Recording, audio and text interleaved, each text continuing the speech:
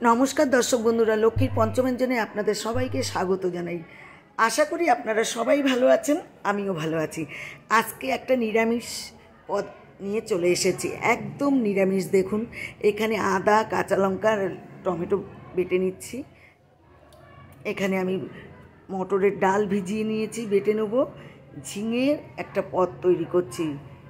দেখুন, একদম এই খাবারটি খেলে ভাতের সাথে তৃপ্তি হয়ে যাবে খাওয়া। দেখুন আমি ঝিঙেগুলো কীভাবে কেটেছি, একটু সবুজ সবুজ থাকবে ভিতরে। এখানে আমি লবণ আর হলুদ দিয়ে দিলাম, আর কালো জিরে দিয়ে দিলাম একটু, দিয়ে ভালো করে মেখে নেব। আর একটু ডাল বাটা আমি তুলে রেখে দেবো, পরে কাজে লাগবে। এখানে সর্ষের তেল গরম বসিয়ে দিলাম কড়াইতে। রান্নাটা পুরো সর্ষের তেলে হবে। দেখুন, এবার আমি ডালের বড়া, একটু ডাল তুলে রাখলাম, ডালের বড়াগুলো তৈরি করে নেব।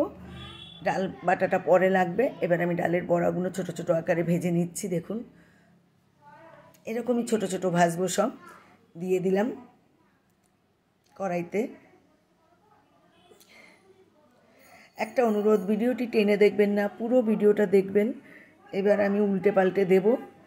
পাশে থাকা বেল আইকনটি ক্লিক করে দেবেন, যাতে নতুন সবার প্রথম আপনার কাছে নোটিফিকেশন পৌঁছে যায়। বড়াগুলো আমি উল্টে পাল্টে দিলাম, একটু লাল করে ভেজে তুলে নেব আমি। দেখুন হয়ে এসছে প্রায়। আমি এবার তুলে নেব বড়াগুলো, আর একটু নেড়ে হয়ে গেছে। এবার আমি একটা হাতার সাহায্যে তুলে নিচ্ছি। এরকম বাকি বড়াগুলো আমি দিয়ে দিলাম, ডাল বাটা দিয়ে বড়াগুলো ভেজে তুলে নেব আমি। দেখুন, এইবারে আমি এখানে আর একটু তেল দিয়ে দিলাম, শুকনো লঙ্কা, তেজপাতা, পাঁচফোড়ন সম্বাদ দিয়ে দেবো। পাঁচফোড়ন সম্বাদ দিলে একটা আলাদা টেস্ট লাগে। তেলের বেশ ধুয়ো উঠে গেছে। তেজপাতা, শুকনো লঙ্কা দিয়ে দিলাম। এবার পাঁচফোড়ন দিলাম, হিং পরে আমি দেবো। আলুগুলো ভেজে নেবো, তারপরে আলুর উপরেই আমি হিংগুলো দিয়ে দেবো, নাহলে হিং পুড়ে যাবে, তো ওই জন্য আমি দিলাম না আগে। আলুগুলো একটু লাল লাল করে ভেজে নেবো আমি। হিঙের গন্ধে একটা আলাদা স্বাদ চলে আসে খাওয়ার। আলুগুলো ভেজে নিচ্ছি, উল্টে পাল্টে দিলাম আলুগুলো। এবার দেখুন, আমি এই দুটো কাঁচা লঙ্কা, শুকনো লঙ্কা আবার দিয়ে দিলাম, একটু লাগবে আমার। আমি হিং দিয়ে দিয়েছি, দেখানো হয়নি আপনাদের। হিংটা দিয়ে দিয়েছি। তারপরে আমি ঝিঙেগুলো দিয়ে দিলাম। ঝিঙেগুলো মানে অনেক বাদে দেবেন, আর পুরো মানে আঁচ বাড়িয়ে রাখবেন। ঝিঙে দেওয়ার পরে আঁচটা বাড়িয়ে দেবেন একদম। এইবার আমি আদা, কাঁচা লঙ্কা, টমেটো বাটা দিয়ে দিলাম এখানে, দিয়ে ভালো করে নাড়াচাড়া করে স্বাদ অনুযায়ী লবণ দিয়ে দিলাম আমি এখানে, হলুদ দিয়ে দিলাম, জিরের গুঁড়ো, ধনের গুঁড়ো সব দিয়ে দিলাম এখানে। দেখুন, এবার লাল ঝাল লঙ্কার গুঁড়ো দিয়ে দিলাম। এবার কাশ্মীরি লঙ্কার গুঁড়োটা দেবো আমি। কাশ্মীরি লঙ্কার গুঁড়ো দিয়ে দিলাম, দিয়ে ভালো করে মশলা কষিয়ে নেব। কষিয়ে নিচ্ছি ভালো করে। দেখুন, একদম কষিয়ে নিচ্ছি, সুন্দরভাবে কষিয়ে নিচ্ছি আমি।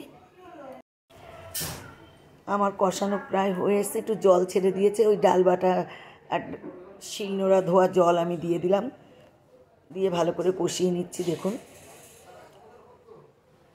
এবার গরম জল পাশে বসিয়ে রেখেছিলাম, আর একটু জল দেবো আমি।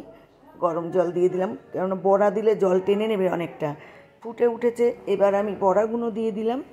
দেখুন, ভাজা বড়াগুলো সব দিয়ে দিলাম। এরকম যদি একটা ঝোল থাকে পাতে, নিরামিষের দিনে আর কিচ্ছু লাগে না। গন্ধরাজ লেবু দিয়ে খাওয়া হয়ে যায়। এখানে একটু মিষ্টি দিয়ে দিলাম আমি। গরম মশলার গুঁড়ো আমি দিয়ে দেবো এখন এখানে, দিয়ে ঢেকে দেবো। এবার ঢাকনা খুলে নিলাম। রান্নাটা রেডি হয়ে গেছে। আমি একটু মুখে দিয়ে দেখলাম সব ঠিক আছে নাকি। এইবার আমি সার্ভ করে দেবো রান্নাটা। একদম গরম গরম ভাতে জাস্ট জমে যাবে এরকম রান্না থাকলে। দেখুন, দেখলেই ভালো লাগছে। সবসময় যে মাছ মাংস দিয়েই ভালো লাগবে খাবার তা না। নিরামিষ এমন কিছু খাবার আছে যে তাই দিয়েই খাওয়া হয়ে যায়।